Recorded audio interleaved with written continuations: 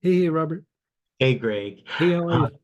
I'm doing well, thank you. This is sort of a funny question. I had a discussion with someone very recently about this, and I figure I might as well ask that what's the harm?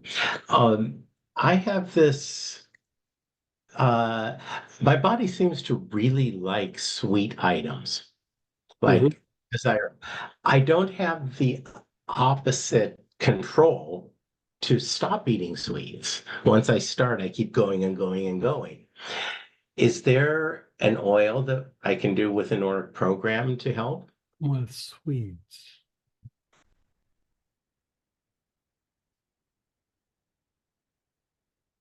Well, I would say that that's probably some sort of stress response. Okay.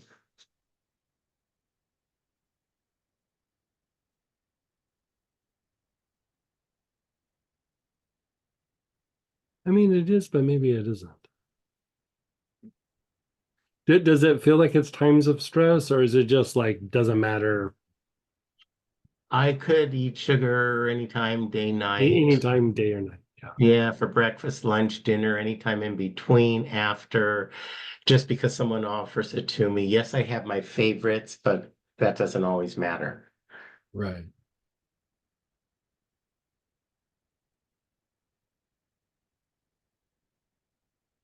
Are you feeling fatigued at all? Um, when I have sugar, I'll say in excess, yes.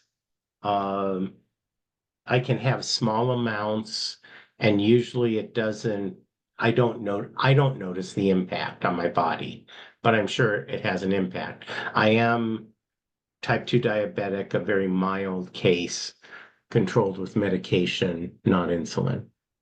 Okay. And you are doing Melissa? Yes, daily.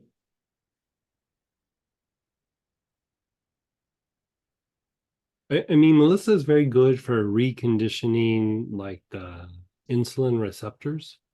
And Okay. so we can make your body, you know, how people can get insulin resistant sometimes. It actually Mhm. can reduce that, like the Okay. resistance. The other thing that can do it is fenugreek. But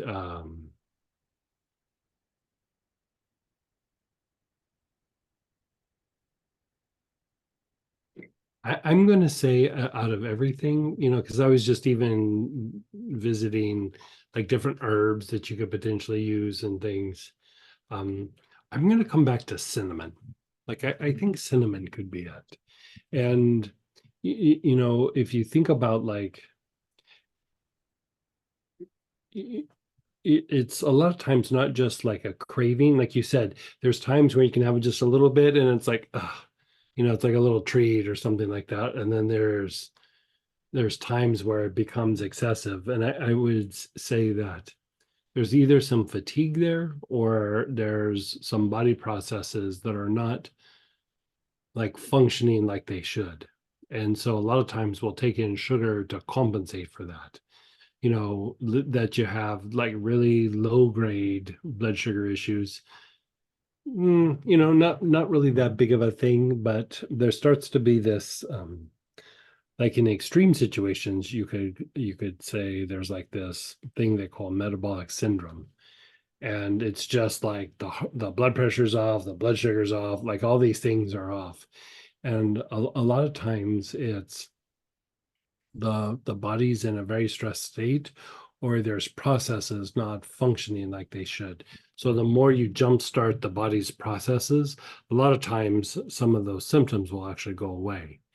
And so it's the idea of using like cinnamon or cayenne pepper or like even rosemary verbenan, where it kind of balances everything out a little bit, would be something that could be utilized there. So I would jump to the cinnamon. Um, you know, might help the blood sugar issue like a little bit, not massively, but a little bit. And definitely will jumpstart the body. And you could take it internal, or you could just do a bunch of inhalations, like get up in the morning and just, you know, 25, 30 inhalations and see how that does. I like how you always answer the question I'm about to ask. So thank you very much. What question were you going to ask? I was going to ask how do I use it? How do I is Oh, it gotcha. governed Yeah, or yeah. is it inhaled and how do I do that? So Yeah, uh you could probably get away with both or either. Like, I don't know that you have to be too excessive, but I'd say it doesn't even have to be done daily. But like those times where you're starting to go like, Cookie Monster, cookie, cookie, cookie, cookie, I would say that's the time to hit the cinnamon. okay. Yeah. So cinnamon is to bring the It, peak it, crave down. yeah, it's to really jumpstart the body's processes and help strengthen the body. And even as I'm talking this out, you might even throw a little sage on your wrist. And the idea again being that the sage would help the body when it's fatigued. Like, so it would help body fatigue and would help brain fatigue. And so you're just kind of supporting the aspects that would make you go to that place of craving. Because like the craving is a thing, but it's there because of a byproduct of something else. So I like to look at it as what's causing the craving, because the Right. cravings can kind of come and go, but They like can and what's this, getting you to that place. right. Sometimes it is stress related. Mhm. Other times it's just like I don't want to say it's boredom, but it's like in front of me, so I pick it up. Sure.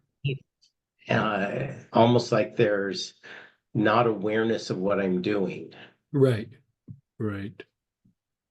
So I think the sage will actually help that part. Okay.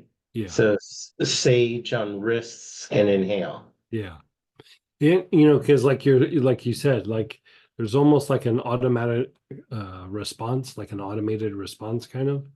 Um, if you feel that like the sage and the cinnamon's not addressing it, you could do this like two-pronged approach. Use ginger lily and do the thing where you go back, heart, navel, crown, and do like a few cycles of that.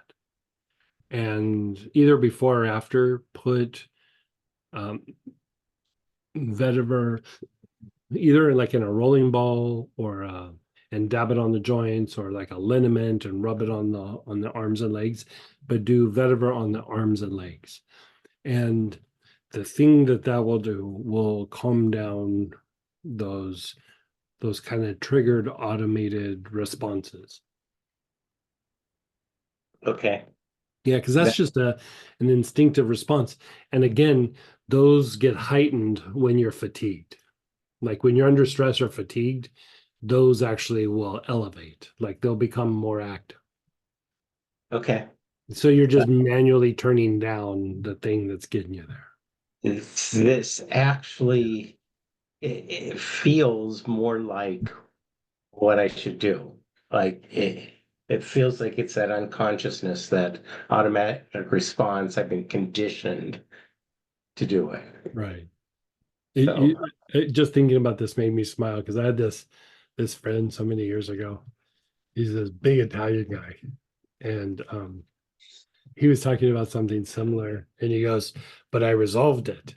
And I go, "What did you do?" And he goes, "Every time something like that would come up, like a treat or something, he'd go, 'I rebuke you, Satan.'" And he goes, "It started off as a joke." He goes, "But it totally worked." Uh, I still laugh okay. about that. That was 20 years ago. I still laugh about that. Well, thank you very much, Greg. He had this thing like he couldn't stop buying Oakley sunglasses, and they were traveling, and he goes, "Oh my God, we hit a factory outlet." And I was like, because I knew because he probably had like 30 pairs of glasses. Oh my God. And I go, what did you do? And he goes, "Well, I walked into the store, I looked around, and I said, 'I rebuke you, Satan,' and I left." And I was like, I would have loved to have been a guy in that store that day, just to hear that. But That would have confused many people. yeah, yeah, Thank you very much, you're so Greg. welcome.